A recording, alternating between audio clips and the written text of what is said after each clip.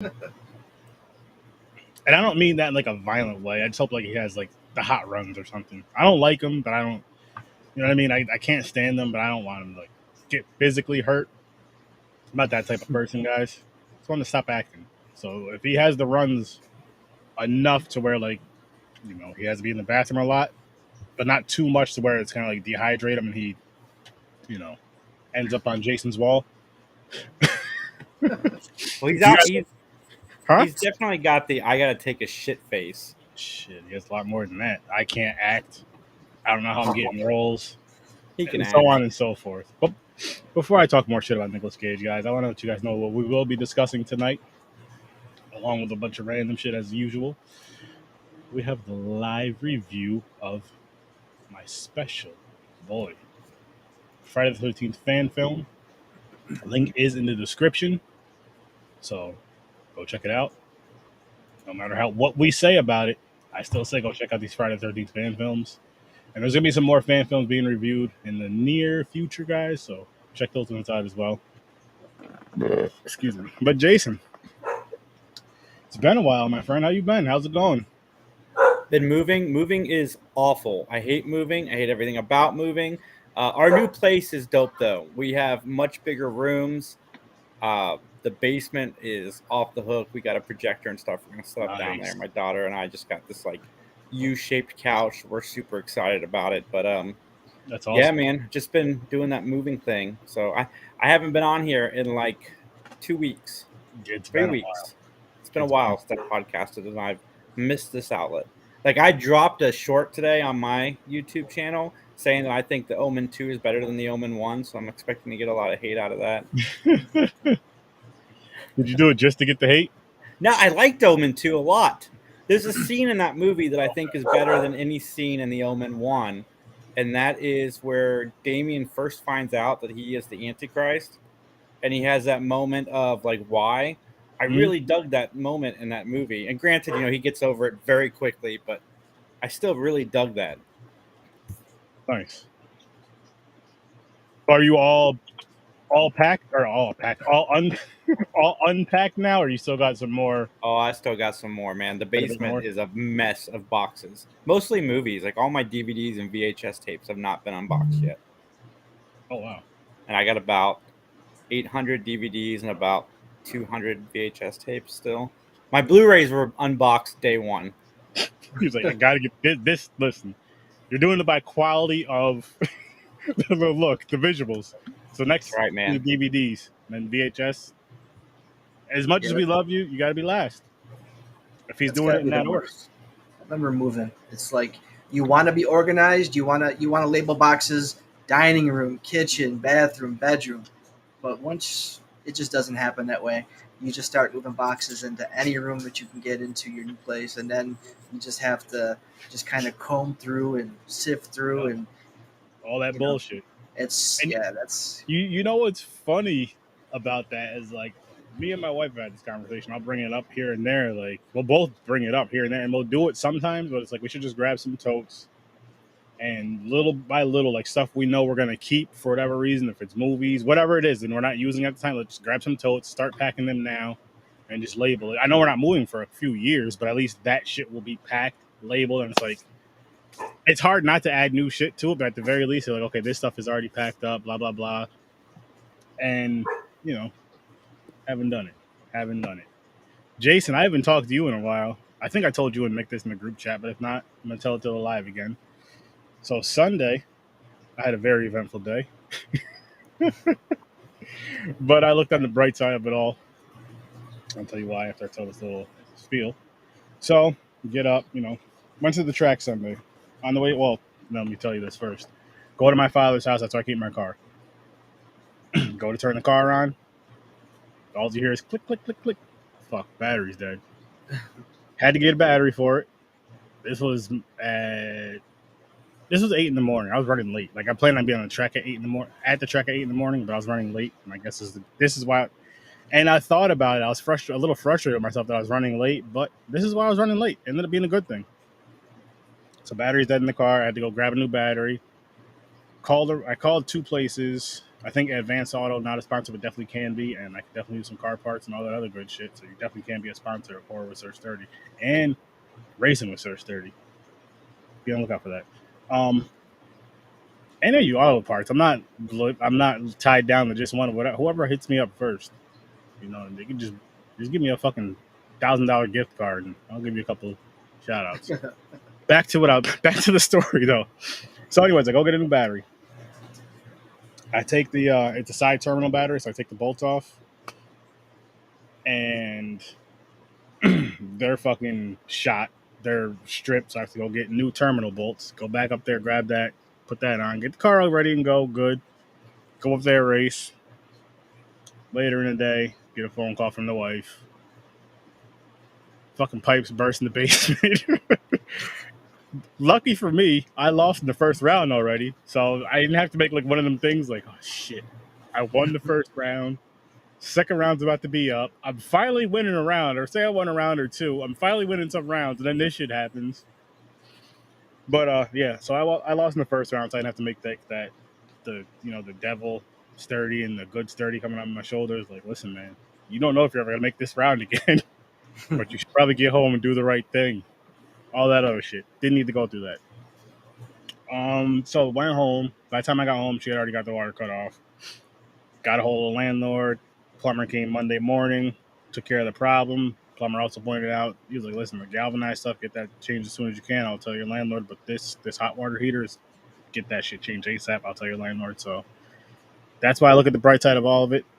The hot water heater, those, and the water, as far as pipes bursting, the hot water heater didn't burst yet.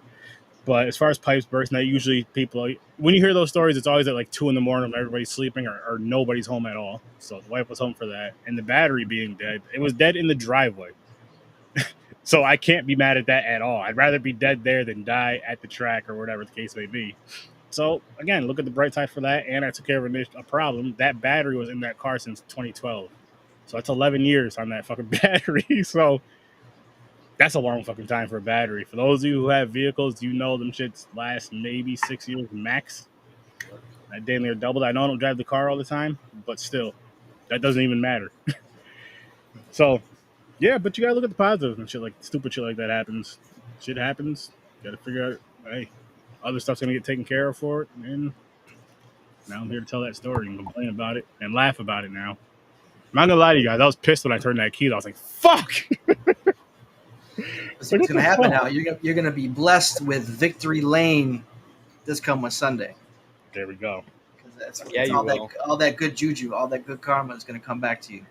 It better.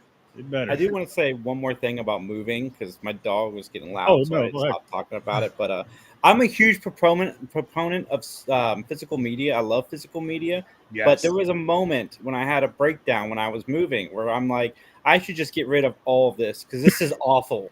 Because a box of DVDs that are unopened, right? It's heavy. Yes, it is, man. Yes, the hell it is. Let's just have a bonfire. What's good? Where's Dan? What up? What up, Wedgie? What's happening? What up? What's good, man? What's good? How's it going? Dove? What up, Dove? As a matter of fact, Dove, listen. What's the other side of the pond doing? I know you got a couple of shorts out because I know you're promoting the third movie of it, but the first two, I need the links to those, man, because I want to review them. I want to get you on here for an interview. I know you're across the pond, so we could set it up, not this Friday, but we could set up for a Friday, a late night, where I do my late night shows on Fridays as well to make it easier for the both of us, around like midnight-ish, 1 o'clock in the morning at the latest, let's say, start time, Eastern time, and kind of go from there. Cool with that, let me know. And because I'm really trying to like focus on you indie movie creators and all that, indie content creator, well, movies and all that stuff, come on here for an interview / review and all that fun shit. So, yeah. Let's make it happen. Because it's like, what, 9 a.m. for him right now? I think he's like in Australia or something. I think he's way across the pond. Like, yeah, he's 12 hours if he's in New Zealand, Australia. Yeah. Where are you again, Dove? I forgot, man. But what's good with you, Worst Damn? How's everything going with you? Good, just keeping busy. I was in the middle of finishing up dinner while running back, finishing the movie, and literally just got back with my girl. So I 20 minutes to fucking get dinner together, finish watching the last 20 minutes of the movie, and fucking get my shit all set up again. This guy. This guy. You know, it's how we do. It is. It is at times. At times. I was just feeling Jason on my lovely Sunday. He was at the track when I got the phone call. Oh. He was sitting right on the bleachers. Like, it was him. I was sitting next to my father. My brother was sitting next to me. My nephew sitting here, and then just a bunch of the guys. And I think Chris was sitting in front of everybody and then next to somebody. Yeah, he was our Puerto Rican savior. He was protecting all the black guys behind him. That's why he was. He was the tallest guy there. That's what you do. There was a lot bigger than me, though. Some of them were a lot bigger than me. That's true. But yeah, so he heard that. I was like, what the hell? And I was trying, because she like video called me on, with Messenger, and I was trying to put it so I could put it on my ear, but that didn't work. So I come back up, everything goes, everything okay? I was like, yeah, fucking pipe burst in the basement, so I gotta go home now. But I will be back. Oh, so here's the funny part. I don't know if you heard Reggie say this. He was like, yeah. He's like, you lucked out. He just saved you from that ass whooping. I was like, yo, I'll be here next week. Because earlier in that day, my brother was raced. We both lost in the first round. We raced in 2 different classes. So my nephew was talking to me at first. He's like, yo, you guys should race today. And he looked at his dad. He was like, don't you want a grudge run? He was like, grudge run who? And I was like, you're looking at him. And I forgot what he said. There was a lot of cars there. He was like, I would, but there's a lot of cars. There was like 300 cars there Sunday. It was a lot. There was a lot. So we probably wouldn't have been able to do it just because there were so many damn cars. But I've only gone through like 6 hours of the footage so far. You didn't even get to me yet. I got like 6 more to go, 7 more to go. Lovely times. I can't wait to see them videos drop. Well, I sent them to him, so hopefully. Oh well, your shit, yeah. I got to do that, but now that shit's done, that's gonna be the focus. All the extra fun shit. Yeah, that's what I meant with the fun shit, like the guys' cars and stuff. Yeah, that's stuff I can't wait for. Those pictures and shit. That one that you did of John's car, his son loves that. Shit. I got some. I got a couple of that car. That's a beautiful car, yo. I got it doing a wheelie stand. Nice. I got it leaving fucking hard as fuck. I got the tire crumple and everything. Oh man, I can't wait to slow it down. I cannot wait to fucking slow that shit down and just watch it. Yo, if Reggie's racing Sunday, I hope you get him on camera this time. I didn't even know he was running. So after I parked in the pits, right, and by the time I finally made my way up there, I walk out to the track. I see my brother's Camaro in lane 2. I'm like, I think it's his car, but I'm not sure. But I'm like, it's the only car, that 3rd gen Camaro, that's about that color. And this motherfucker's racing. I didn't know he was running. I had no idea where Chris. Like, I'm looking around for Chris, nowhere near the track. I'm like, what the fuck? Where is he? I was probably getting food or fucking in the pits, fucking getting other footage, talking to somebody. And then by the time I see you, I was like, oh, Reggie ran. I was like, you're like, what? I was like, just a little bit ago. I was like, I didn't even know he was racing. They're like, oh shit. And then not a little later on that day, my brother was like, yo, did you get my camera? He's like, did you get my car on the camera? Chris was like, nah, man. Like, I didn't even see. What kind of car was it? Because I might have and not even realized. Nah, you weren't by the track then. It's a Camaro, 3rd gen Camaro. Looks just like basically similar body style to my car. But like an orangish, like a burnt orange. I don't fucking know what kind of car. I still got 6 hours worth of footage to go to. So maybe I saw him rolling by to get in line or something when I was down on the other end. Maybe. But what was funny was, it was your fault for not knowing that he was racing that day, even though he didn't tell you he was racing that day because you didn't get his car. I was dying. You're like, well, whose fault is that? He was like, yours. And just walked away laughing. What the fuck? Oh, man. Anybody who's never been to a drag strip, though, if you get a chance to go, you should definitely go at least once. It's well worth it. And now we're going to start talking about this wonderful film, or not so wonderful film. We'll see how everybody feels about it. Wow. Here we are. Again, just in case you guys forgot, we are reviewing My Special Boy, our Friday the 13th fan film. My special boy. That said, let's jump into early reviews. No reason. I'm giving this one a 6.5. I think it's fair. I think it's fair. Nice. All right, so early rating, I give it a 6. Okay. 6 hockey mask with a nice little Jason pop. Nice. 3. That's being generous. Matter of fact, I'm lying. 2. Ooh. What? That's a sturdy rating. You never know what you're gonna get. It's like a box of chocolates. I'm the guy that loves everything on 3 Geeks, and Mick teases me about loving everything. But I agree with you, Sturdy. I'm going to give it the same. See, I had him go last only because I thought his rating was going to be worse than mine. I thought, you know what I mean? No, because listen, actually, I'm going to give it a 3 because they did something I couldn't do. They made the movie. Like they went out, they took the time, they put it together. They did something that I would love to do, but I'm never going to do. So anybody who tries and puts something out there, they always get the benefit of the doubt because they took the time to make it. I mean, I'll give them the credit. I'm just switching you guys around just because of how my logo's up there in the corner. It's kind of blocking his head off. I give them credit for doing it. Don't get me wrong. And again, you guys know my sturdy scale. This thing right here, I got to do a little voiceover for that. Just have it pop up. That'd be nice. But anyway, with this here, I go from a -10 to a +10. Dadpool, thank you for making that, by the way. And a 2 is not bad on my rating scale. I mean, it is and it's not. You know what I mean? Like, it's still kind of credible. Oh, that makes my 3 even worse than your 2, technically. But I didn't know negative numbers were a thing. Well, no, because that's the sturdy scale. That's just the sturdy scale. You don't have to go by the sturdy scale. You can go by your own. I know most people go from 1 to 10 or 0 to 10. I just like using dirty. I'd feel dirty giving a movie a negative number because, again, they did it. You know what I mean? They did it. They did it. They did it. They tried. Yes.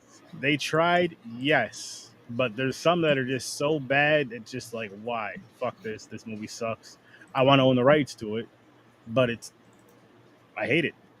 Speaking of which, before we go any further, someone does have a nice rating for it. I'm going to actually let him go full screen for this. Ooh, full screen. Say what? Ooh, all right. So right here has his rating for Blood Lake.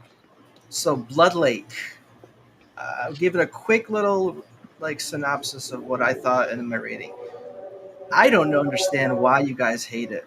Like, I get it. It's got that after school vibe, tone to it, and the way it's shot. I mean, I'm going to give it a 5 because, like I said, I'm not mad at it. Like, I couldn't find anything to really hate other than the way it was shot. The ending was a little rough. I don't know. I don't see it being a -10, bro. Like, I can't see it being anything that I've seen worse. And I'm gonna hit you up with the worst, but I give it a 5 just because they put together something. They got behind the camera, they filmed it. But at the time, for being 87, like, I can't be mad at it. If it was like this and it was 2022 and it was this bad, then maybe it might be a 0. But I'm gonna give it a 5. Interesting. I'll give it a 5. That's the most ridiculous shit I ever heard in my life. Wow. And he's hurt his own rating sometimes. I can tell you a movie that's worse than that. Rumpelstiltskin. Okay. I don't think it is. But Have you when seen that Rumpelstiltskin, when that have I what? Have you seen Rumpelstiltskin? Probably not. Not to my recollection, at least. We'll see. There you go. But you should watch it. No. Because Sturdy's or not doing Elves. it. Or Elves. Elves is bad too. I seen Elves. Blood Lake was way worse than Elves. Elves had a dope cover, but it was a big disappointment. Exactly. Yeah. It was a huge disappointment. I actually reviewed that a couple Christmases ago. But anyways, Jason, I'm in the process of, I ain't even started yet. I'm just talking about it. I've been talking about it for the past couple of weeks, but I am going to do it. A Patreon First level. Oh shit. Is it worse than Blood Lake Battle? I have a name for it. I have it saved. But basically, come on there. Your horror movie. You think it's worse than Blood Lake? You have to watch Blood Lake, and I need proof that you actually watched the movie, of course. And you tell me the movie, or send me the movie, whatever. I'll watch it, and it'll be a review with me and whoever. Say if it's me and you, Jason, or me and Dadpool, over on the Patreon. Of course, it'll be a Patreon to do this, but it'll be over on the Patreon. And then if you win a shirt and a mug, and if you lose, no, you just lose. You don't lose anything. Credibility with me with bad movies. That's about it.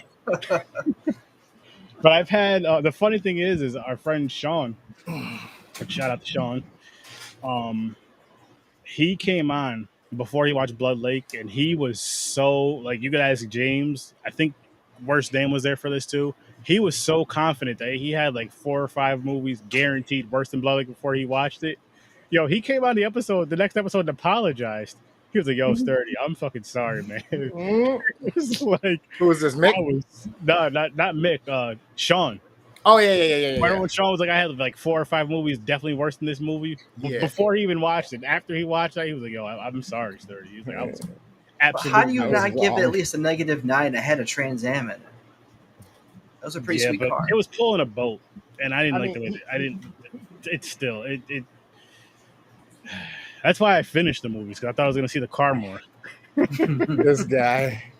But no. Had a Trans Am pulling some big ass, ugly ass boat that it shouldn't have been pulling. That's for trucks or ugly cars, not for a beautiful Firebird like that. I mean, they got torque. Yeah, but that's not. All right, so for my special boy, I'm sorry to anybody like involved with this movie if they watch this, but I felt like I was watching a reenactment from the 90s, like reenacting what happened. I felt like this was bullshit. Camp Crystal Lake. What? What's up, Mick? What's Didn't have enough dicks in it. That's why Mick didn't like it. Oh, Didn't have any. yeah, no, Just I feel bad. I railroaded Jason's whole review. It's just bad acting. It's one of the reasons I didn't like Blood Lake. I can't. Like one of the things I liked about Vengeance and Never Hike in the Woods is not saying they're gonna win Oscars or anything. I'm just saying like the acting was so bad in this that it's really hard to watch. Never Hike in the Voorhees while Vengeance is on the loose, or whatever movie we're watching. That would be a nice remix. Yeah. A boy called Voorhees who hikes in the woods alone. Seeking vengeance. I There's felt like- like I was watching a reenactment on Cold Case Files or something. That acting is not that bad on Cold Case Files and all those. It's not believable, but it's something out there. I'm saying the acting in those are better. Oh, I thought you're saying it was yeah. And you guys know me, like people that watch anything I do, like I like everything. Like there's a small like percentage of movies I dislike. It's true. And the only reason I watched this whole movie is because Jason Voorhees was in it. Like Blood Lake, I only made it like 15 minutes into it because the acting in that was just on another level of bad. But Wait, you only watched 15 minutes of Blood Lake? Yeah, I can't. Oh, dude, you should wear a sign when you're on this show then. You should have to wear a sign. We watched that movie multiple times all the way through. You didn't even watch the boat scene. I don't hate myself that much. And here's the kicker too. Here's the bad thing too, which I know I'm going to end up having to do just to get like a refresher. Even if I just have it on as like a background thing, is when this Patreon shit starts, I have to really go back and watch that movie to get those horrible feelings back. At least once. You secretly like it. I don't. I have not done a show with you where we have not talked about Blood Lake. He's a movie masochist. Jason's right. This is Sturdy's favorite movie of all time. It's Blood Lake and Cocaine Bear. Like I think you I love Cocaine Bear. And Thanksgiving. Yeah, but it's not November yet, Chris. Oh my God. That's okay. He said favorite movie, so I'm making sure it's there. Well, can we buy the rights? Can we buy the rights to Blood Lake and then make a sequel called Blood Lake 2 Cocaine Bear? We could do whatever we want after that. Just remake it. It's just a remake. It's called Cocaine Lake. No, but That's you gonna got still the bear in there. You got to have the bear in there. Why not? Mick just wants to fight a bear so fucking bad, guys. Fucking coked out trout attacking Just- swimmers, just your coming on post the the other beach and day. eating their ankles. Your post the other day had me laughing when you were talking about there's a bear in the neighborhood, and you said something about going out there to fight it. Your son was I'm just fucked. like, "I'll do anything to make that happen." I'm just like, "Wow." I am screwed for life. This is going to happen. I thought this was going to be a funny joke when it started, and it just keeps recurring. It's like the Blood Lake on this show. Deadpool's already started writing the script. He's got the title, the byline, Deadpool's and the ready. scene for the first fucking what it's gonna look like. I saw him writing. I don't mean to take over your show, Sturdy, but I as somebody who likes to debate movies, I know Deadpool liked this obviously more than I did. Now I'm curious to find out why. Like, what was it about the I'm movie? curious too. Why I liked Deadpool. My Special Boy. Yeah. I really dug. Like I wrote notes from the start. I dug the Elias and Pamela. Like that was a cool something that we really don't see thoroughly in the Hollywood movies. I thought Gia Rose played a nice Pamela, and Chad Summer played a great Elias. She was the shining light of the movie. I thought going towards the end with the scenes with Pamela when Jason's looking at her shrine, like just her coming and just always being over his shoulder, and his reaction like a little puppy, yes, mom, pet my head. Like it was just that was a touching moment. Like I can't believe that Sturdy gave this a 2, and he gave No Man's Land a 2. And we couldn't even watch No Man's Land because you couldn't even see the movie. It was so damn dark. At least with this movie, I thought the camera, the background, it was at a camp again, which is a plus to some of these fan films. I thought the cinematography looked great. Yup. Yes, the acting was bad. Like this whole scene with the whole cocaine snorting the lines and that whole like punk rock could have been without. It didn't. But if you take that out, this is a good hour. And then the post credits, like the post credit scene was good too. I didn't even know there was a post credit scene. You didn't know there was a post credit? Oh, I guess you got to watch because there there's was a like post 8 credit minutes scene. or 6 minutes left after the fucking credits. Oh, I didn't even know that. I thought it was just a long ass credits. I was like, all right. And we got on camera kills as opposed to No Man's Land. Like I'm going to compare this to No Man's Land because you gave that 2 as well. We got on screen kills. They were practical. They were not over the top. I can go on and on why this movie's better than No Man's Land. So, do you want more positive to come out of this? Because I gave this a 6.5, and I got shit I could say too to follow up with DP. But do you want to go good, bad, make the sandwich like we're in the corporate world over here? Okay, but I'm arguing for Weed Wolf.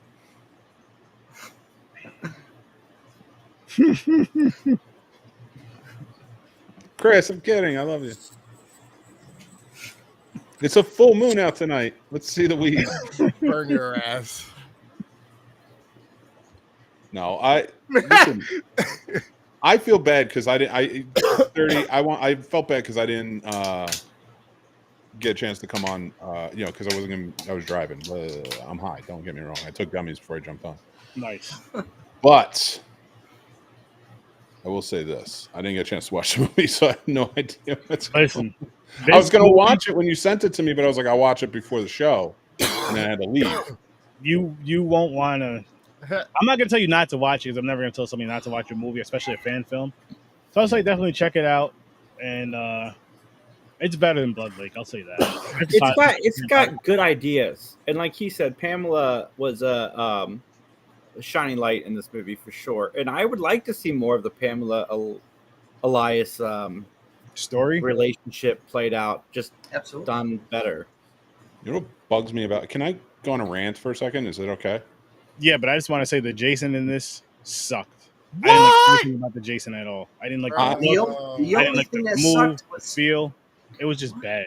I know I came in late, but Jason didn't seem that bad when I came in. No, Jason was, I didn't like him. I didn't like his movements. It just bothered me. Come on. He's just sitting. It was bad. He doesn't get the joke, Mick. I was on my rant of He's that. talking about that. He's talking about him. Yeah, he's good. I was pretending that you were talking about him. The bald Jason, he's good for now. Well, the other Jason was bald too. Bald. The bald one with glasses. Can we do a mix here of like hair bald, hair bald, hair bald right now? Like, Well, I have hair back, so it's okay.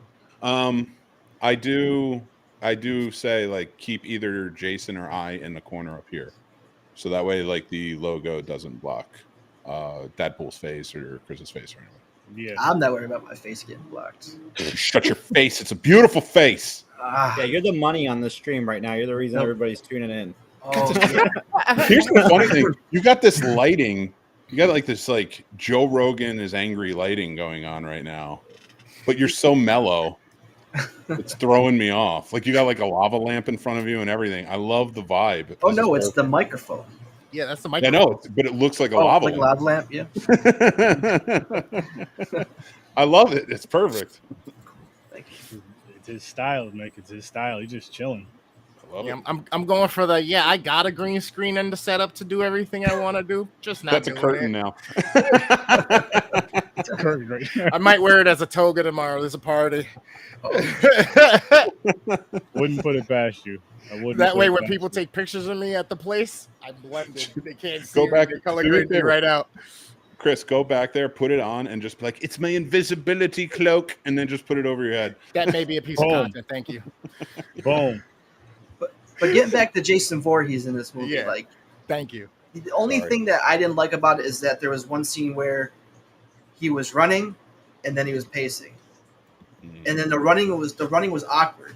Yeah. He just it kind of looked stiff. But to go from running to pacing to running again just didn't fit that whole scene.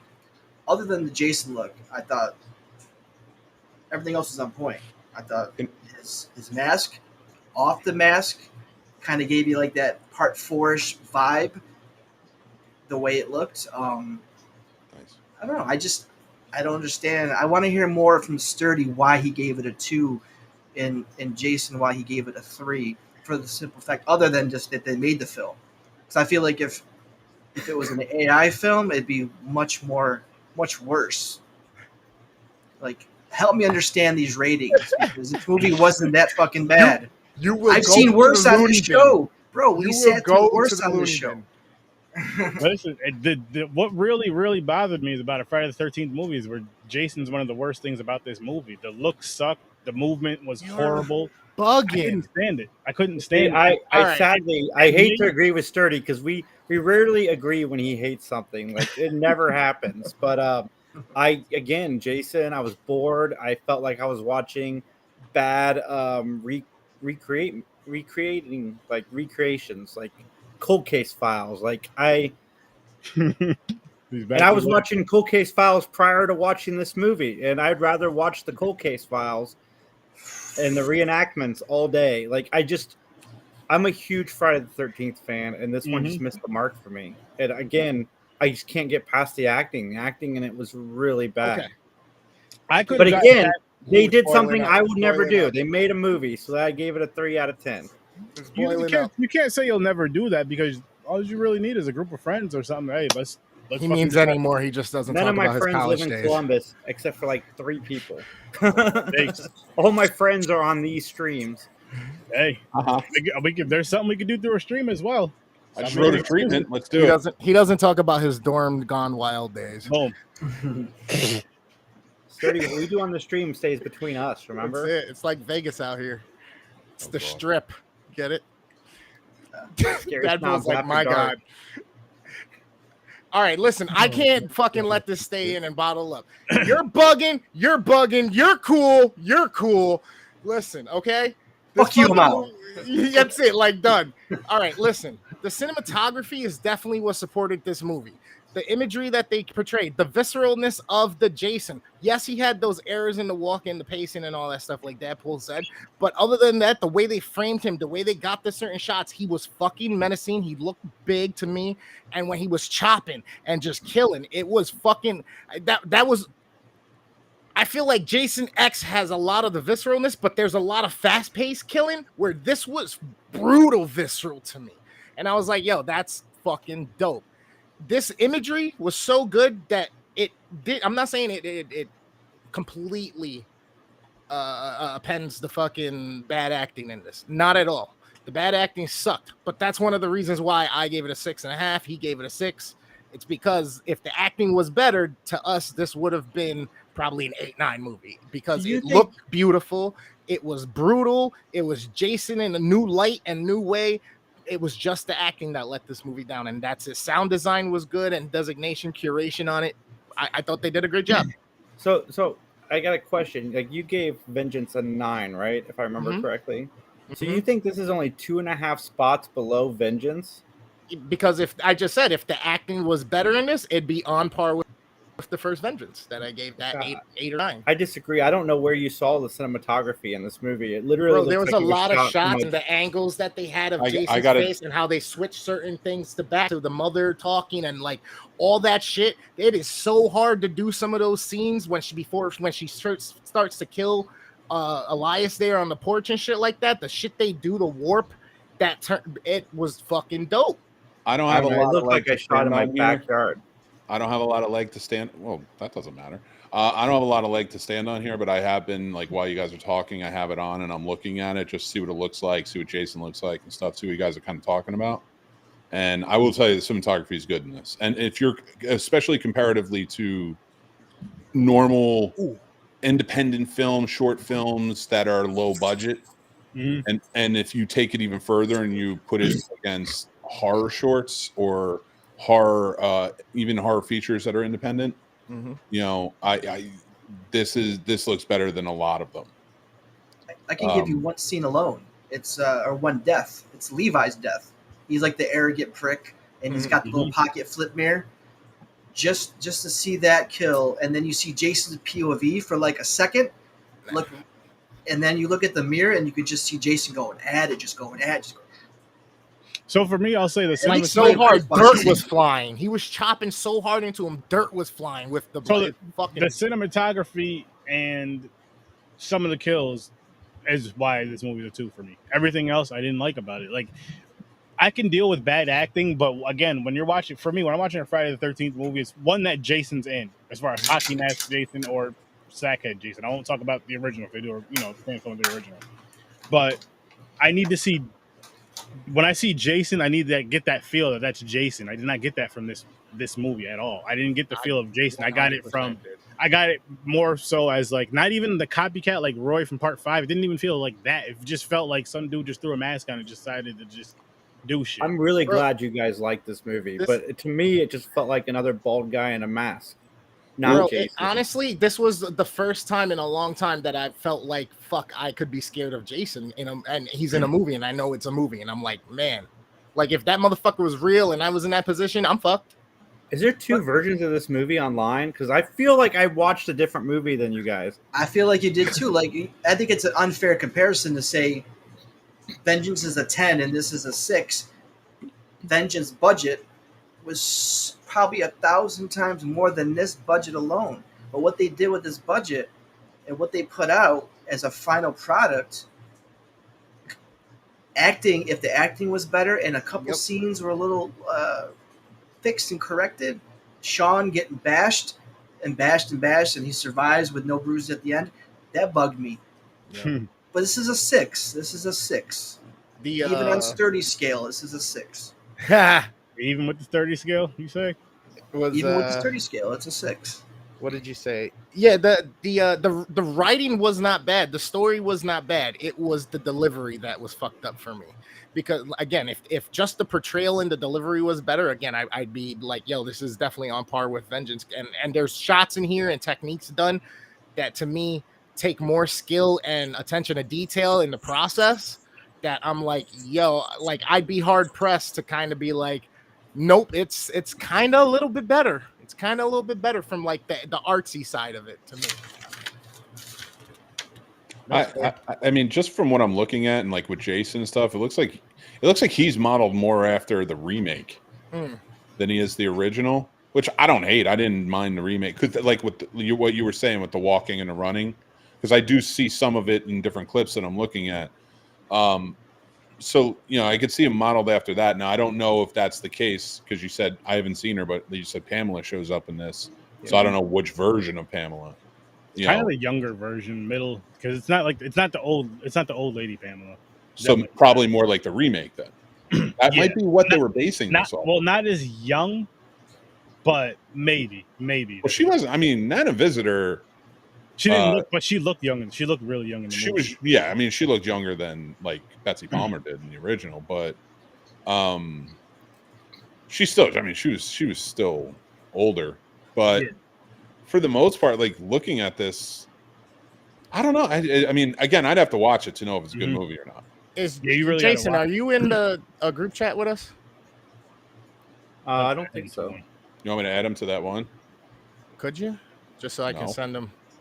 I'm like, now he's got me thinking. I'm like, yo, here's the link that I watched. Like, No. He saw the right one because it was the same one Sturdy sent me, and that's the one we're looking at. My special boy. I will add him, by the way. But if I could just ask 2 questions of you guys, because you watched the movie and you guys are big Friday 13th fans and stuff like that. One, walk Jason, run Jason. What do you prefer? Because he did run in a couple. He did run in the second one, and he did run in the remake. I want to say this too: the running does not bother me. It's just the way it looked in this movie. The way he moved, his movements, I just hated. 100%. His body movements, I hated. And you guys know, I've been saying this throughout the whole Camping with Sir Sturdy, and this is the last episode of Camping with Sir Sturdy. And we're getting turned on to some other stuff, some interviews, and some other fun shit. So stay tuned. But how like the body movements of the Jason, I liked them in most of these films, and that really helped the rating because that right there is if you have to for me, if you're watching Friday the 13th, Halloween, Nightmare on Elm Street, like a fan film of those, you have to portray those 3 icons very, very well. They don't have to look exactly like the ones, of course. They could have their own twist to it, but you have to really knock that shit. Especially if you try to do your own twist to it. Like if you do your own twist to it, you really have to knock it out of the park. You really have to knock it out of the park, or else it's gonna just pull. Well, I'll say it's gonna pull me out of it. And this movie really pulled me out of it. I didn't like it.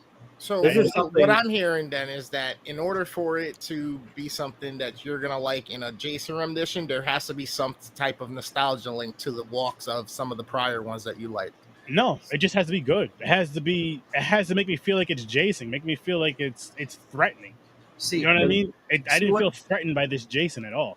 what this should have been done, like with you, is seeing Vengeance and Vengeance 2 and Rosebud so early on. You had this image in your head of what it has to look like already. So when we start to see the movies that are lesser than the Vengeances and the Rosebuds and even the Never Hike Alones, I think you're unfairly comparing it to those movies where like I said, was this a perfect movie? No. Was it better than some of the other ones that we've seen? Yes. Is it as good as Vengeance? That's It's not fair. it's a couple notches Close. below, Yeah, but it's not as bad as, and I'll call them out. Not as bad as 9 Lives. It's not as bad as No Man's Land.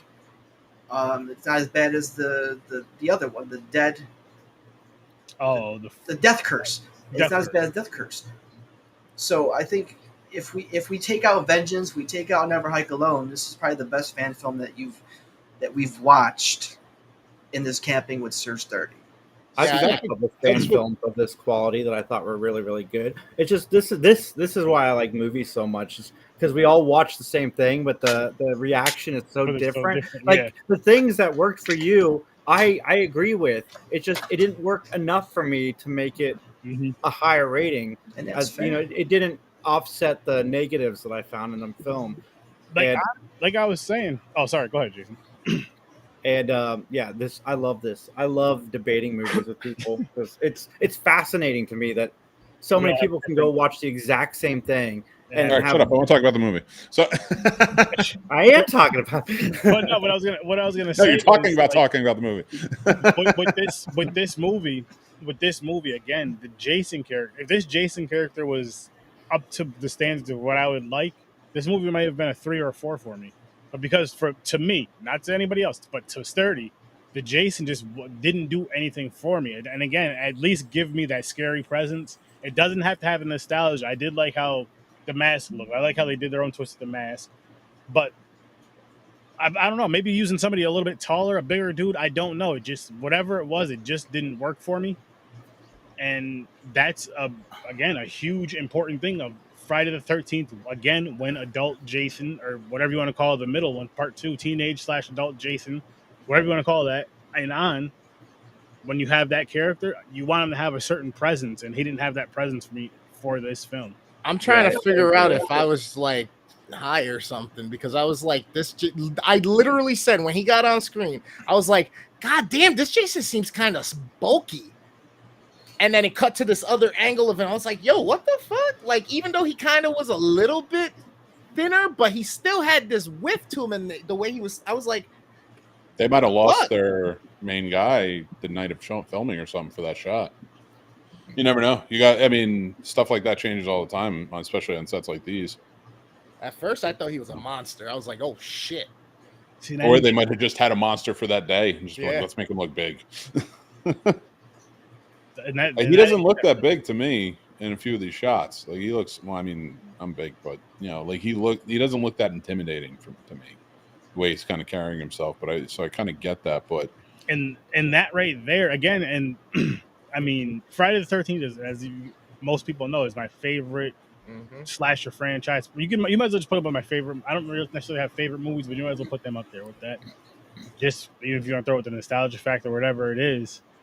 But with these fan films, again, I know they don't have to be the exact Jason. You don't want them to be the exact Jason for the movies. You want them to have their own thing, their own feel to it. But where you feel like that Jason is Jason in that film, and that's a very important. And again, I could overlook the bad acting, but if you have a really good Jason, or good Jason at least, and to me they didn't have that, plus the really bad acting, and I'm like, I'm not even mad at the story. The story of how the guy, you know, his family with the Christie, his family bought the camp from the Christies, right?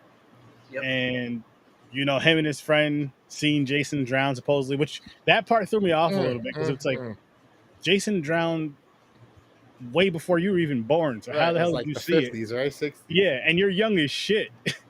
And your camp, does it say like established in like the 80s or something, if I'm not mistaken, on the shirt? 1984, 1986, I think it's. And I'm like, what the?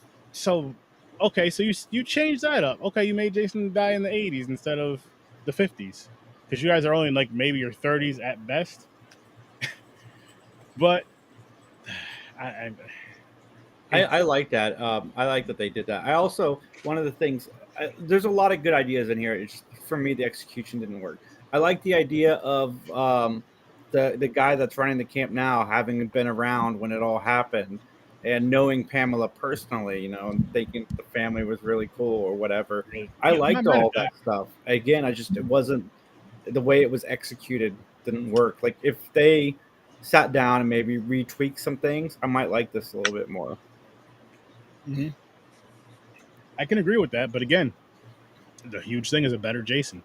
I'm going to keep saying that too, a better Jason. So if you guys go out and make a Friday the 13th fan film, even if I do some shit like that, criticize the Jason first, because that is very important in my opinion. And then I would say if you're to do one about, say, Pamela or Elias, you really have to credit those are the characters, like those main ones, Jason. And if you do one about his parents or something, look at those characters specifically, and just, you want to get that feel that's them. But the criticism of Jason, though. Sorry, go ahead. Just to jump back on Vengeance, that felt like Elias to me, in my opinion. What were you saying, Deadpool? Go ahead. No, I was going to say, if we're going to criticize Jason and his look, we got to understand the story and where this Jason fits in, where the timeline of this Jason is supposed to be. To me, it felt like a little bit between 3 and 4, like the setting of this movie. That's just my assumption based on his look. And I can see that. That's pretty safe, I'd say. I'm not too mad at his look. It's just more of the person playing it, like his body, everything about him, his body language. His look wasn't bad.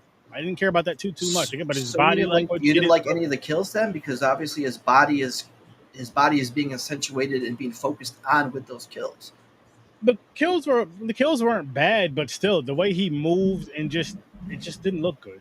It just didn't look good. The end result of the kill, of course, that's cool, but I mean, I don't know. It just didn't feel like a Jason character to me.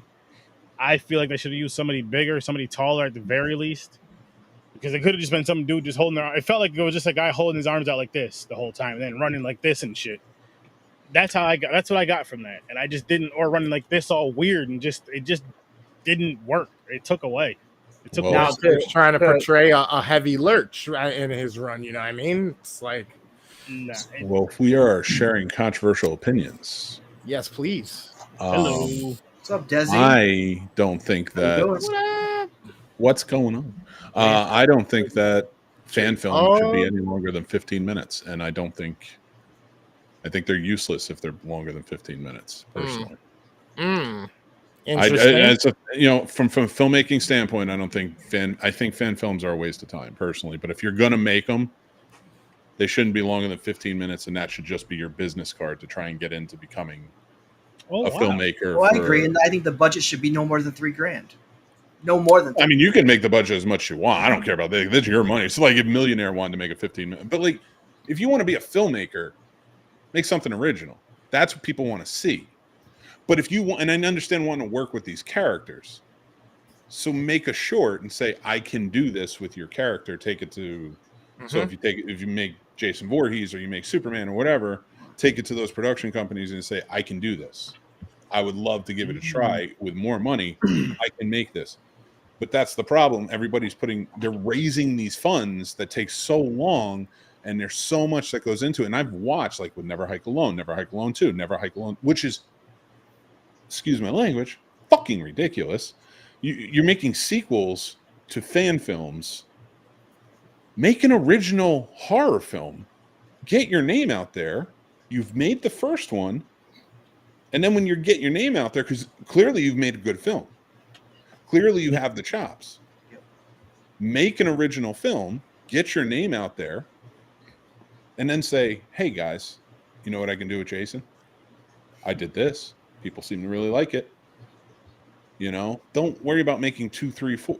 But people get lost in it and they keep doing that. And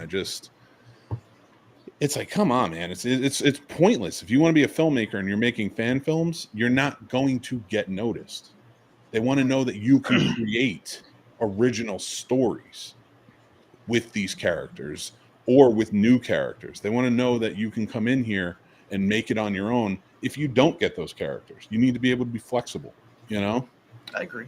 And that's why I think, like, if you want to make a 15-minute short film that's a fan film that tells a story like this, fine. But when you make it like an hour and 10 minutes, it's too much. Like, what's the point? You don't own the rights to the character. You make no money off of it. You can't do anything with it.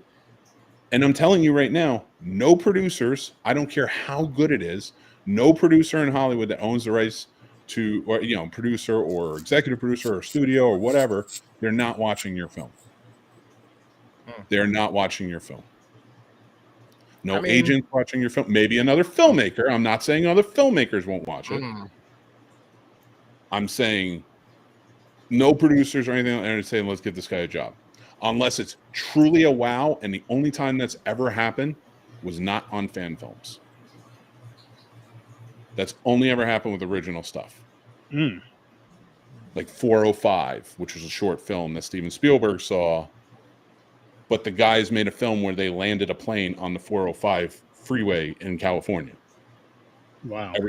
So like it was all visual effects. So like it was, that was going to get noticed. Paranormal Activity, stuff like that. Like little things like that, you're going to go make original stuff. Go make that. It's okay if you want to make a fan film and it's okay. It's even better if you want to make a fan film to practice. I was going to say, as a practicing tool to develop your skills. But then don't raise all these funds. Don't use all your resources of crowdfunding. Like, make an original film that's going to get your name out there. Why would I ask tons and tons of people money, promise all these perks, put all this work in that's a headache for something that may or may not make it, but it's most likely not going to make it if I don't own any rights to it? I don't know. A lot of the people we've interviewed have done it mostly for the love of the franchise. I get that, and that's fine but that's a different story. Yeah. Now you're talking about people who want to go out and for a hobby want to go filmmaking and they love these characters and they want to make movies. Go ahead, then make as much as you want. But But that though, they do that passion project, but then they're also doing like their own original films as well. They just love Friday the 13th, that they just wanted to do their own full length features, however many they've done. Which the most I've seen is either one to two movies. I haven't seen any more than two.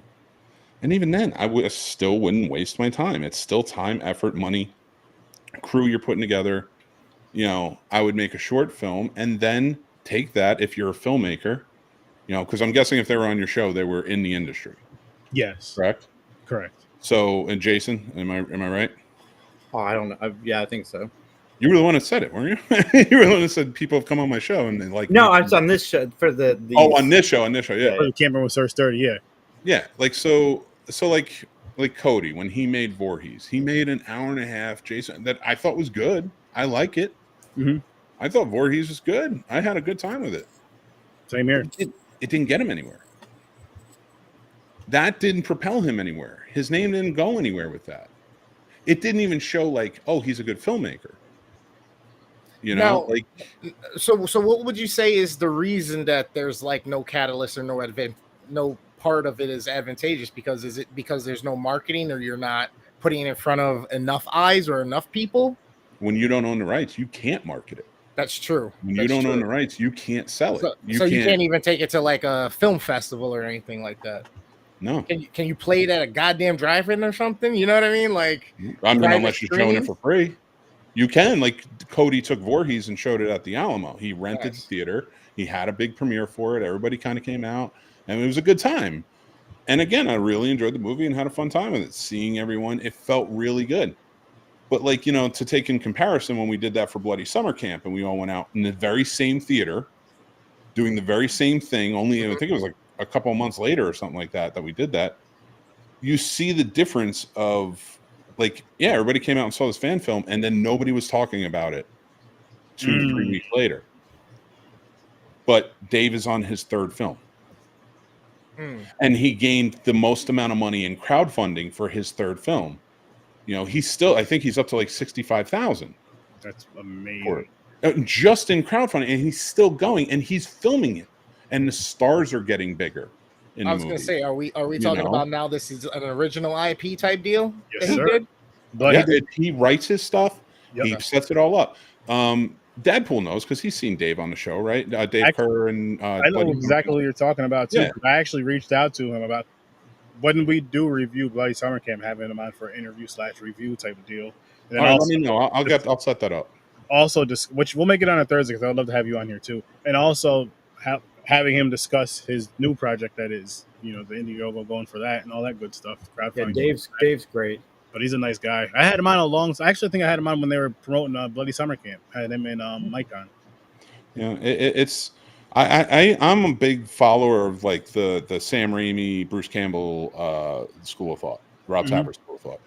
When they wanted to shop their movie around for Evil Dead, they made a 15-minute short film of Evil Dead, where it was just Bruce Campbell in a gory setting at a cabin fighting a demon. And they took that 15-minute film and they brought it all around to investors. So, but if that's they made a fan film of Halloween and showed it to investors, do you think they would have gotten the money? No. Because they want to see something. Right. You know, so like that's and again, I'm not saying you can't make fan films. There's definitely I get what you're saying though. Like, he's not saying you can't.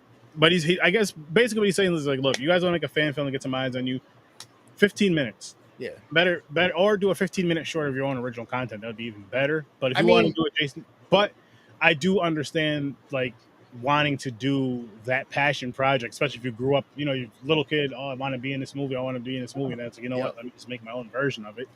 I do get that part of it, but I also get what you're talking about. Like, if you really want to make it big in this, you may have, it's like, just make your own original stuff. Just you gotta start with that. Work on your craft. That way you'll get better and better at creating a fresh story each time you make a new story. Yeah. Fan films should be for young filmmakers. It should be for young filmmakers, and I'm talking teenagers up into their 20s learning. And it's like that's almost like your garage band days. Mm-hmm. What about I have a just speaking on because you're just saying basically when you're learning. Now, what about if somebody's starting later on in life? Do you still think they should try to? Fine, but make them. But again, like 15 minutes. Use that as your way of learning. You know, because you're not making any money off of it. And like, True. I guarantee you, if somebody is really truly like dedicated to the craft to want to keep going and become a filmmaker, and they keep making fan films, they will eventually get bored and want to make something original. Yeah, I could see that. Or team up with someone, like maybe they're not a writer, and that's fine. You know, you don't have to make the original piece yourself, but you're going to want to team up with somebody who does. Yeah. But if you're just making fan films, you're also limiting yourself to a certain number of people who are like, yeah, I want to work with you on this, you know, because a lot of other low budget filmmaking crew members, like makeup artists, things like that, who go job to job and, you know, it can be a very cool way to live. You know, especially in like your 20s and 30s, you're doing this and you see fan film and you're like, all right, well, I mean, if it pays, it pays. Then you go do it. But 9 times out of 10, it's deferred. Right. And if it's deferred, how are you ever going to get your money back on a fan film? You know, and now Dadpool, I know a friend of yours, Chris, who makes very good films. They look good. They're well written. You know, he does a good job with them. I put nothing past him. Now, I haven't seen anything original of his, so I can't lump him into this or anything like that. Oh, he's got a lot of original content. You just got to look on his channel. Well, fair, but again, I'm not lumping him into that. I'm saying, I'm just saying, like, I know you know a guy who does make fan films, but if he's making his original content as well, and that's what he focuses on for, you know, like making the money and stuff like that, then when you're doing it, you can make all fan films you want. Who gives a shit? You know, like at that point, who cares? Yeah. But if you're starting out, but also, if I remember correctly, Chris's is mostly short films, aren't they? Yeah, they're no more than 10 minutes, which is the perfect I think, and that's perfect practice. And that's another thing too. Like I'm more for the original. I think you should do original pieces because you never know who you can sell to or what festivals you can put in. But if you're like in between jobs, you got 6 months off and you're like getting the bug, you want to film something, fine, fan film real quick, boom. I get that, but you're still doing the job. You're in there. But if you're starting out, cut out the fan film. Stop making 2-hour fan films, hour-and-a-half fan films. Make a 15-minute fan film. Say, hey, I can do this with your IP. I can do this with a character that exists. This is an idea I had.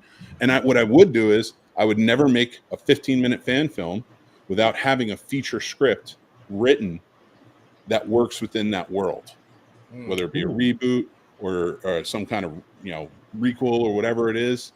And then, again, shop it to whoever owns the rights and say, I've made this fan film. You know, it's getting a lot of heat on YouTube. It's doing really well. But I also wrote this feature script. And if you would think about it, I would love for you to check it out. Because now look at it, too, to point out, again, to your friend Chris Dadpool, and I don't mean to keep putting him on thing. Look at what happened to him. He made a fan film, a Predator-based fan film, and somebody else is making money off of it. Yep. So stop wasting your time on fan films. Make original stuff. And if you want to do Predator, start making original stuff that's kind of in the vein of Predator. James Cameron wanted to do sci-fi stuff early on. So he filmed sci-fi stuff. He worked in the sci-fi world, you know. He worked his way into that. You know, stop doing the fan films, you know, because then somebody else is going to make money off of it. It's crazy. You make so many great points, but I love watching those fan films that you're talking about at the same time. But don't get me wrong, I do want to see original indie films. Do not get me wrong on that. I love seeing original content. I love seeing that. It shows us more as fans and podcasters, because we're all podcasters / content creators on here, but it shows us like a different view, like a different version of you, like another side of your mind or whatever. We get to see deeper into your mind because it's like, okay, I'm creating this story, or me and my team are creating this story. Even if you pulled it from some realism, whatever, but you're creating this story instead of you have the safety, and I'm no disrespect when I say this because I can't do it, but you have the safety of the character of Jason or Fred. Even if you don't follow the whole story of it, you have the safety of that character. You have the safety of some sort of camp with Jason. You have the safety of Nightmare on Elm Street with Freddy, and so on and so forth with the rest of them. Haddonfield for Halloween and all that. So you have that safety net where it's like, okay, if I want to do a Jason story, I want people to like it. I kind of want to get away from Camp Crystal Lake, but you know what? Let me kind of jot this down real quick. You know what? Let me keep Camp Crystal Lake in there too, and then those, you know what I mean? It's just like you still have that kind of thing right there. So it's like, I do want to see original content. I love original content. So Yeah, you and I that's- come from a I don't want to say, I guess, a selfish fan point of view, Sturdy, where give us I want more everything. Friday the 13th, and then Mick comes from the world. He understands how the business works. And it's always fascinating to hear that alternate take, because I don't think about the filmmakers. Like, I just think that I have a Friday the 13th movie on TV that I get to watch.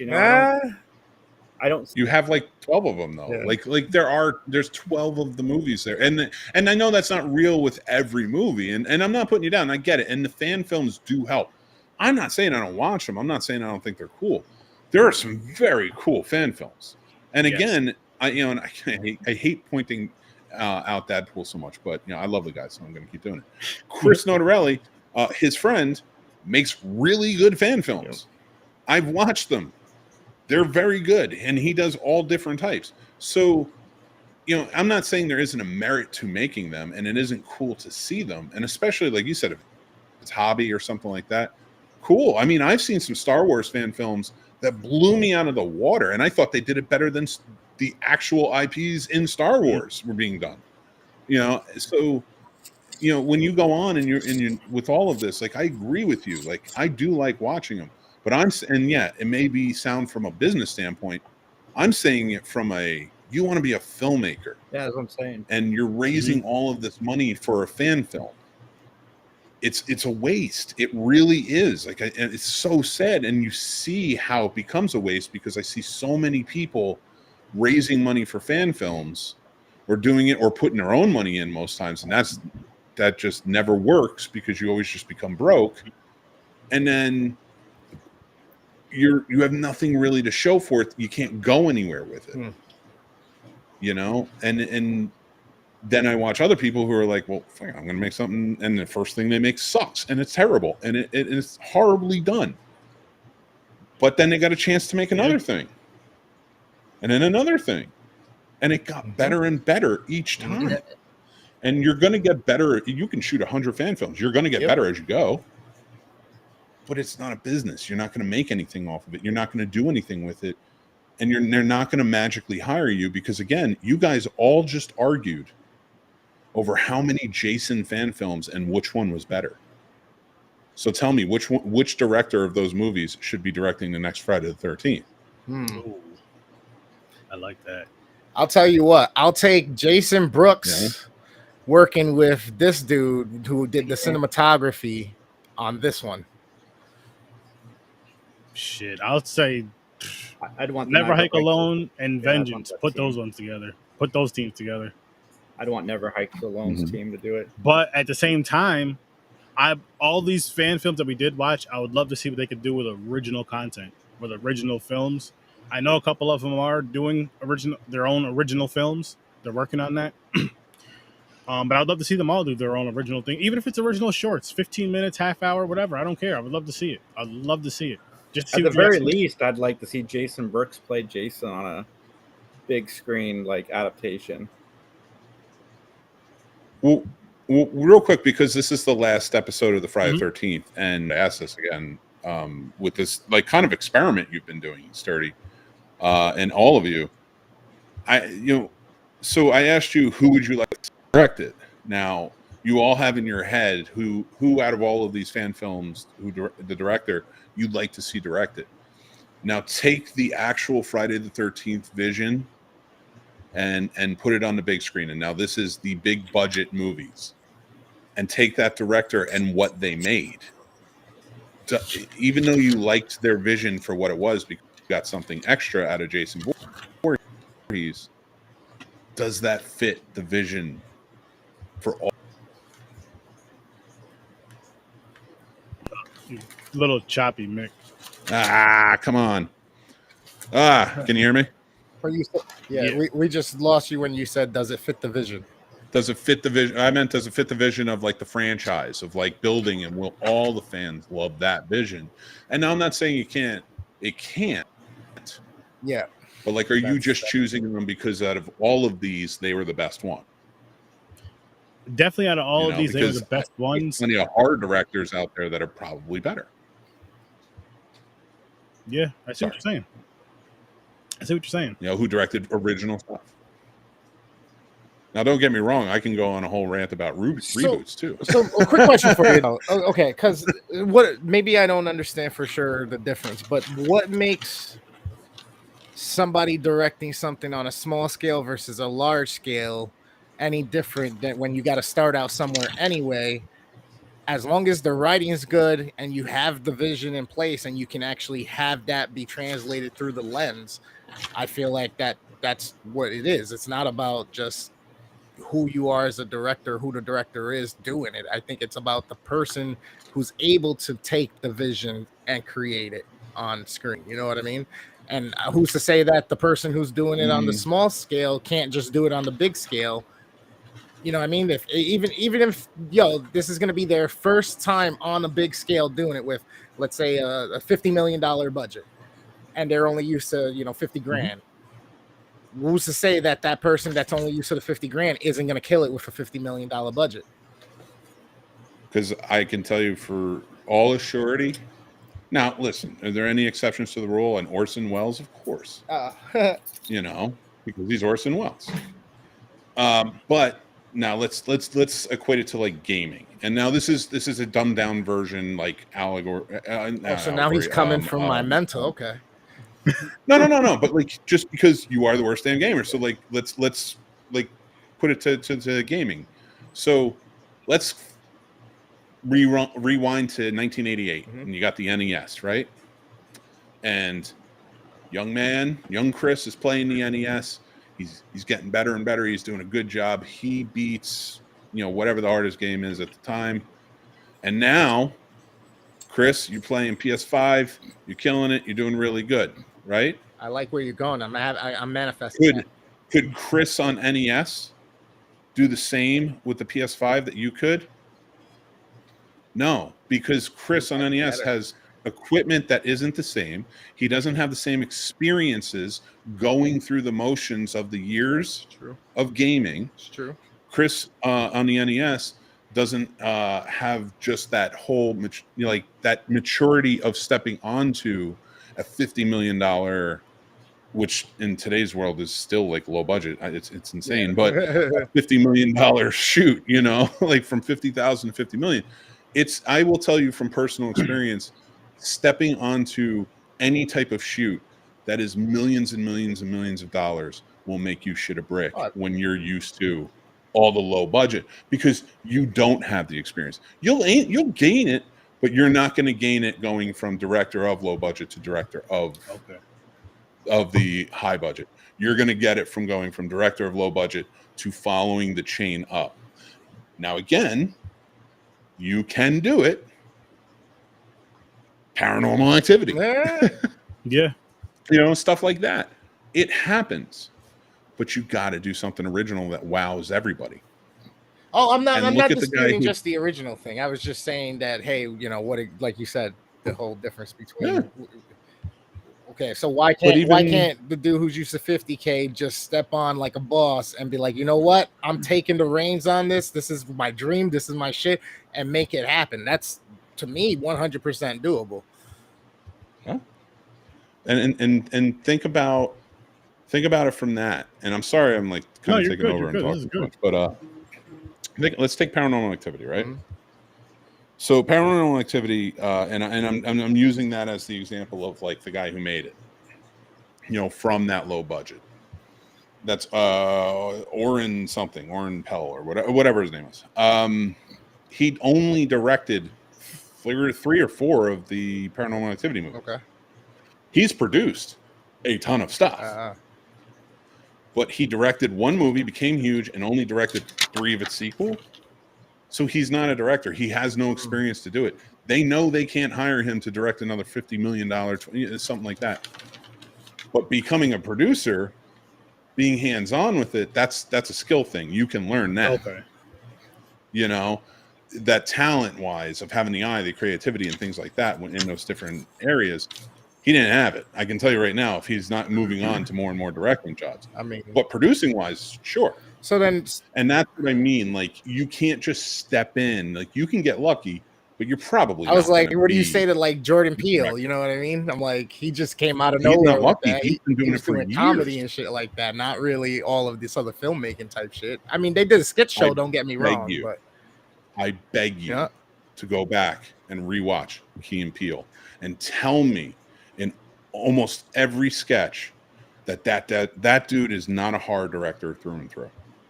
I'm not saying that he's not. I'm just saying that he just came in and was like, "Yo, I've arrived at this. I'm doing that." But that's 6 years of experience and doing another directing, type, of writing, of cinematography, of getting the look, the feel, the vibe down, because it's your show and you can control that. Hey. So he gained all that experience and then wrote a script and had a chance to direct it. And they didn't give him any money for it. They gave him very little amount of money to do it because Keanu did well, which he directed. That was hilarious. So like he stepped in, he was like, I want to do this. They gave him a little money. And it just, again, that was his blow up. But that was one where that's a guy who didn't get lucky and blew up at a film festival. That's a guy who's been busting his ass. That's true. And came up in the comedy circuit and all that stuff for 20 years. Yeah. Like, you know, he and Jason Sudeikis were in a comedy group in like 2000 together. Yeah. So like they've been doing this for years. Yeah.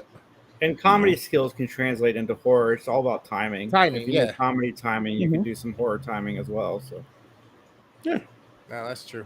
No, I hear you. I hear it. I just had to keep the conversation going. And keep I really enjoyed this. And Mick, honestly, man, if you're free on Thursdays, I know that some are gonna be like horror reviews / interviews, but I'd really like you on for this because you're an independent creator and you used to do film and all that stuff. And I'm really trying to have a lot of indie horror. So please, guys, if you know anybody, let them know I'm doing this every Tuesday and Thursday. If I can do it, again, I'm going to keep doing my content, guys. Forgive me. But if I can stick with the indie stuff, I will. But I'm dead serious. Hit me up and I'll say fuck the regular movies, even the ones I have on the wheel for now. They'll be on standby until this strike is over. But you got to help a brother out. You have to help a brother out. Popcorn and Pints is a whole other thing. There's too many heads over there. But right here in Horror Research 30, and I know there's a lot of indie horror that's coming out. If you guys want to come in here for an interview with us, and we'll talk about what got you into that kind of stuff. Whatever the case may be, just come on. Let's go. I got a few lined up. Awesome. I will say, and we'll talk about it because we'll talk about coming on and whatever. And I'm always happy to help you out and be there for you. But when it comes to Dave Kerr, I just wanted to say, like, I know he's filming right now. So, like, he's filming through August. Okay.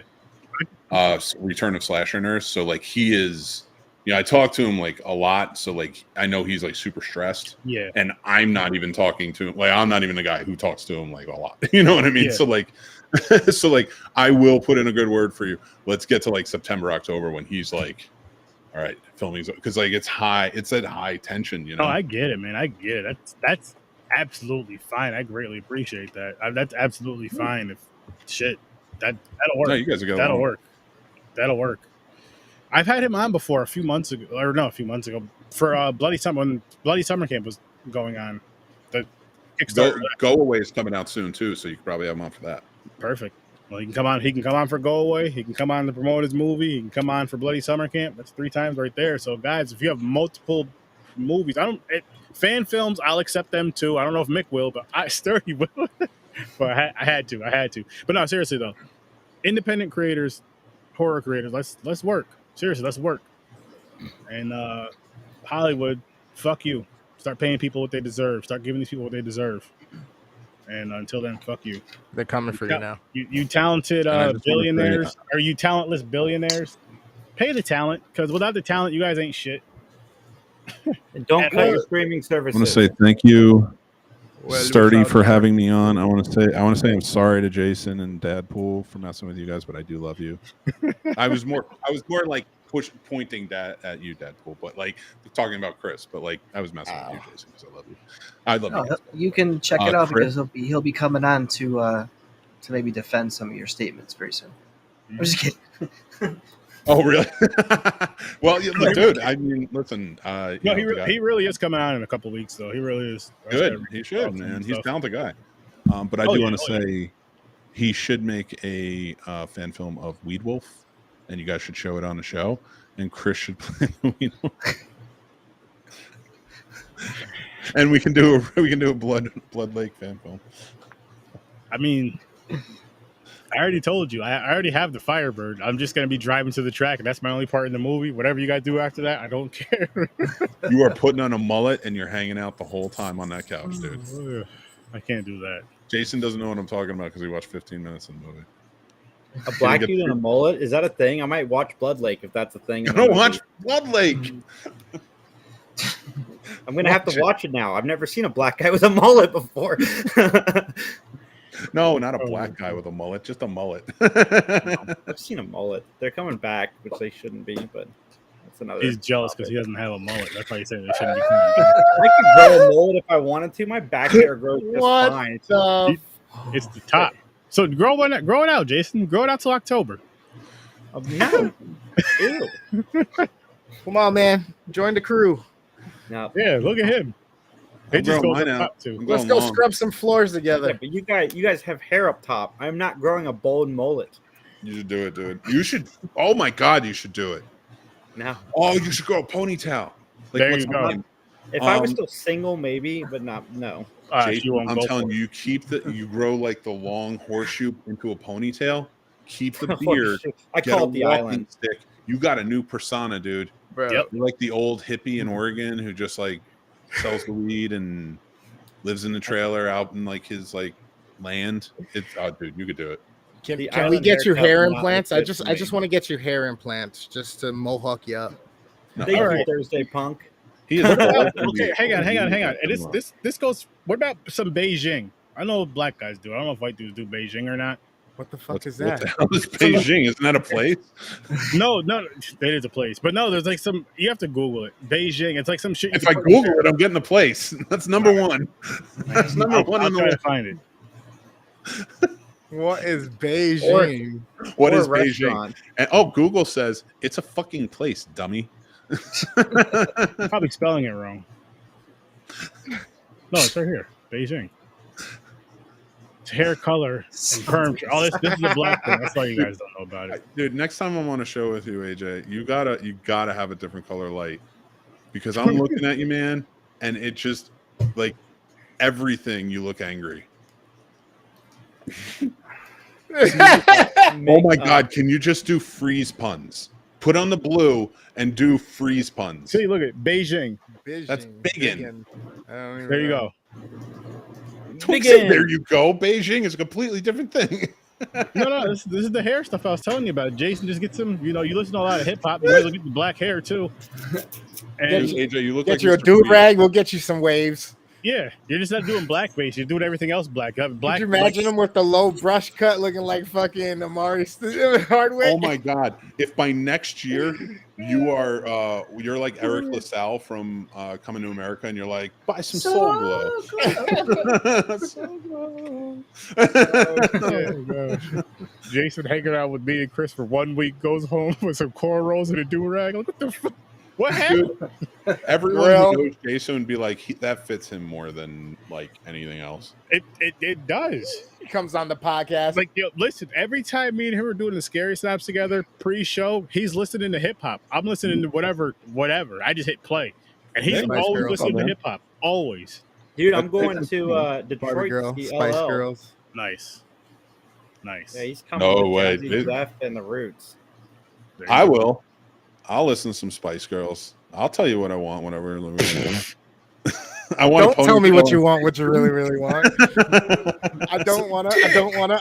Really, really know. Really know. Oh, I want to be my lover. I want some weed. Let me make this as clear to you as I can. Bro, it's like the fucking Can we do commands the for the Pee-wee fucking Herman Winter thing? Soldier, bro. It makes me fucking my programming come out. Look, the muscles are bulging. Ah! 30 on this show. Can you start doing the Pee Wee Herman word of the day? But it's always Weed Wolf, and every time someone says it, like a And it just siren goes off, and it like Super starts big showing up fucking on the zoom screen. my face. Not a siren, but Pee Wee's laugh would be a Dude, good AJ siren quit to on have. us. I thought it was gonna be Crow. See, we can. You know what? We can AJ quit on film us. it. I got the Look, mask. I got he the has wolf the mask. wolf mask. I got the, wolf Weed Wolf mask. mask. You're the new Weed Wolf. We have it. Look at this. Dude, you thought got to you wear said that a Pee Wee t-shirt Herman too, doll. and that chain. Yes. I love it. All right, Dadpool. I have a special request for when we meet at Comic-Con. I know you and Xander are going to. Holy shit! It's funnier and better than the movie was. Thank you. Yeah. All right, Dadpool. I have a request now. You can hear me. What's up?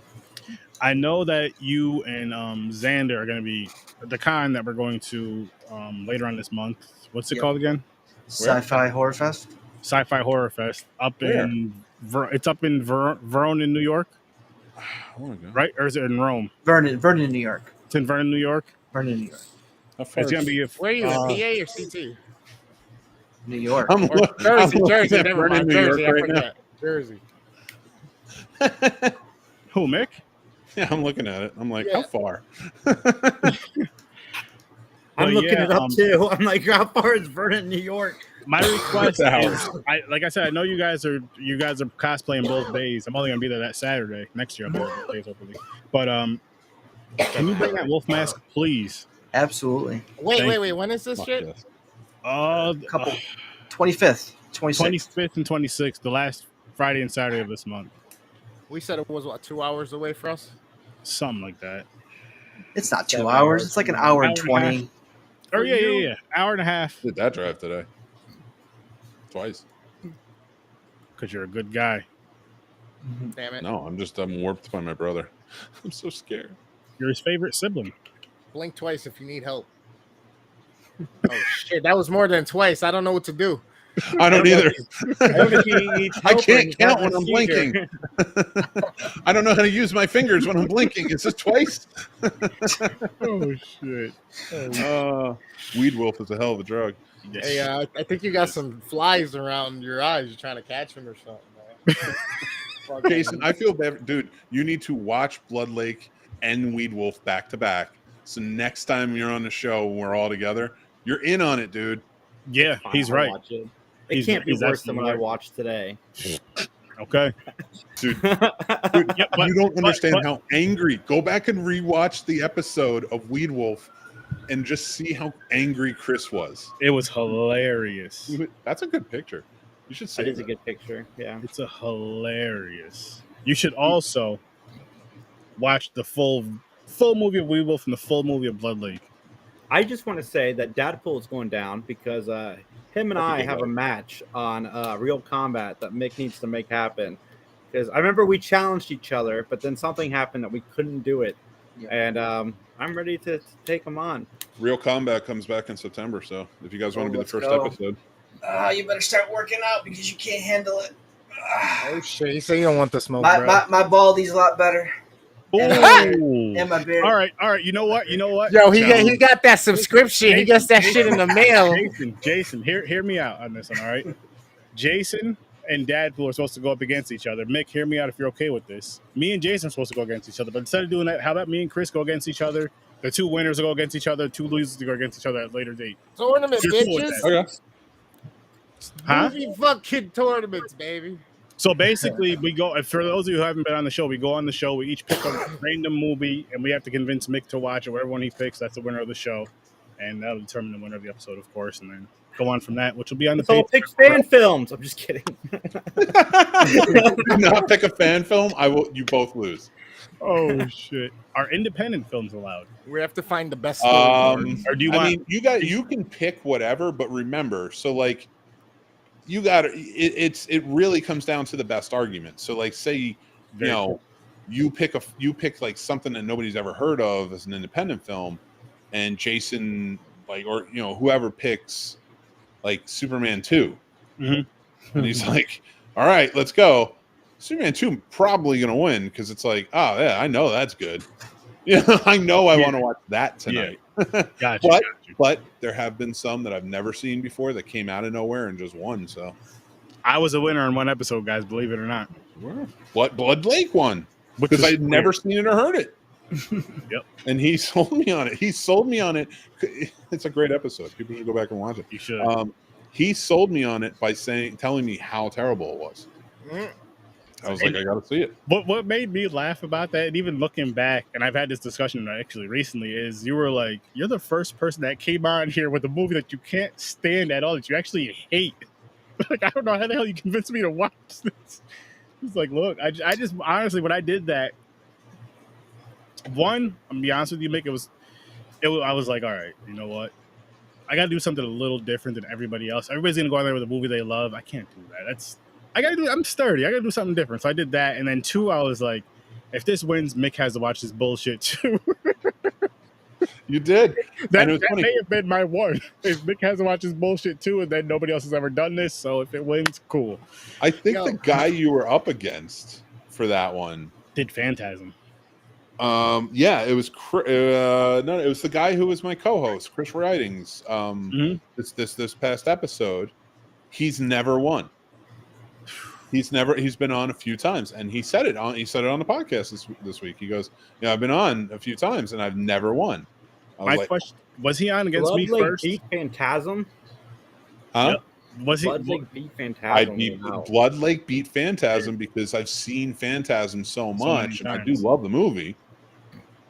But I'd never heard of Blood Lake, and here comes this guy telling me how it's the worst movie of all time. And as he's explaining it to me, I'm like, this seems like the best movie of all time. It seems so intriguing. I need to watch it, and that's what won it. Yep. Sturdy tricked me. I'm over here thinking my gears are turning. An evil genius. I'm an evil genius. I'm like, what angle do I take? Do I try to stump the movie man? Do I give him something that I know I can be convincing about just to win? Oh, What this approach just in. do I take here? Nicolas Cage bought the rights to Blood Lake. Oh shit! Get the fuck out! Really? We're gonna have to partner with Nick Cage, bro. Dude, I was so excited for a second. I got so excited. I was so happy. You know what? All I wanted to do was write Nicolas Cage and be like, I want to do anything to work on a remake of Blood Lake fan film. I will make a Blood Lake fan film for you, Nicolas Cage. That's dedication right there. That's I'm retired. I can do fan films now. Now it's hobby. He's done. 15 minutes. My, how the tables have turned so quickly. Technically, this is a fan film. Oh, We're all fans on film. Boom. That's it. You hear that, people? So we did it. This is our movie. Rated X. I don't know why that really. Wow. This is basically, just so you guys know, will be what Mick at Night is. When is okay? So when is that if and dropping, when I Mick? eventually stay up late enough to do it. This needs to happen. This really needs to happen. I feel like Mick at Night needs to be a Patreon show. Mick at Night, whatever night you want it to be, where we can, whoever you want to show up, but I want to be on at least one of the episodes. That ain't gonna be a Patreon show. That's gonna be a YouTube show, man, because that's just gonna be chaos. That's just gonna be fucking. It's probably gonna be the people here, except Jason, because I don't know. He goes to bed pretty early, and that's not a dig. That's not a dig. You're a hardworking man. All right, can I cuss? I went to bed at 6:30 the other day. It was a great. Oh, I'm in. I don't blame you, Jason. That is not a dig. I'm not upset at you. Oh no, I'm in. Shit, that'd be fun as hell. I'm with you. I'm just saying, if I'm up late enough, which I'm not, it's probably these three that are going to be on there because they're always up late. Yeah, I'll watch it at 5 a.m. when I wake up. We still got an appointment, sir. Invitation. Oh, that's and right. everybody who's watching. Open invitation. We still have an appointment, good sir. If I make a at night, right? If I'm like, okay, I'm going to do an episode. I'm going to go live. It's Saturday night at fucking 12 a.m. or whatever. You know, I'm going to send the link to all 4 of you. Every single time I do a show. You don't have to join, feel no obligation. But I'm just going to send it because most likely you guys will be up. Yeah. So I'll that's tell what you I'm gonna what, if it's Saturday, if you make it 11, I'll be there. 12 is a maybe because I'm going to the track a lot on Sundays now. So I'm trying do. to Oh get no, to I bed don't a know little if bit. I'm gonna do But no, Saturday. I want this to I happen. don't know what 'cause days. this, okay. I want this I'm to just- happen because this sounds like something fun, funny, right up all of our alleys, and just it's one of those shows where we don't have to prepare for at all. Just like, yo, we're going on. What the fuck are we Mhm. talking about? I don't know. I Whatever. told you that's what I Mick was at going night. to do. It's Mick Jason, at night. Jason remembers Pod Chatters. That failed experiment. That was fun. Hey, gotta have fun. Gotta have fun. You know, get some creators together, have some fun, have some laughs. That's what we're all here for, people. But right, guys. seriously, send me your indie films and all that stuff because I want to connect with you guys and give you guys the light that you deserve. And now is the time because, I mean, when this strike's going on, you would think that a lot of independent creators would be, hey, let's link, let's work together, let's try to get some shit out.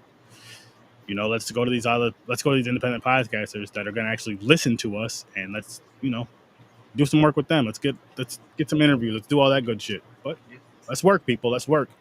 Yeah. And I've got some great news. The Scary Snobs are back next week. Oh, That is shit. right. Yes.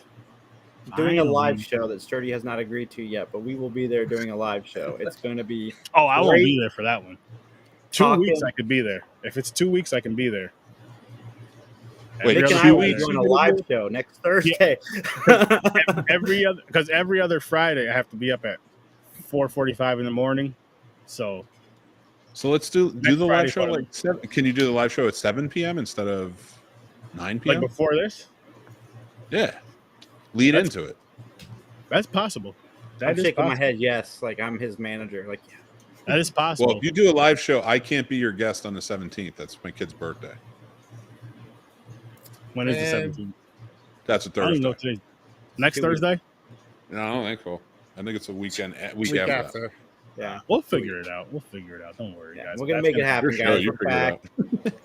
We'll figure it out. That's gonna happen, though, guys. That's gonna happen. So make sure you check out the Scary Styles. Might as well point that out. Make sure you check out the Scene Styles, including the Patreon, including Mick at night when that comes up. We gotta put pressure on him. So whatever night he's up late, bored, and we're all up late, bored, he just drops the link in the group chat. We just all go. If we all join the show, if at least 2 of us join, I'm assuming the show goes on. If it doesn't, if it's just one of us, yeah, you know what? Just go Scary to bed. Snob's drinking game. Every time he So mentions just Blood go to Lake or bed. Cocaine Bear, do a shot.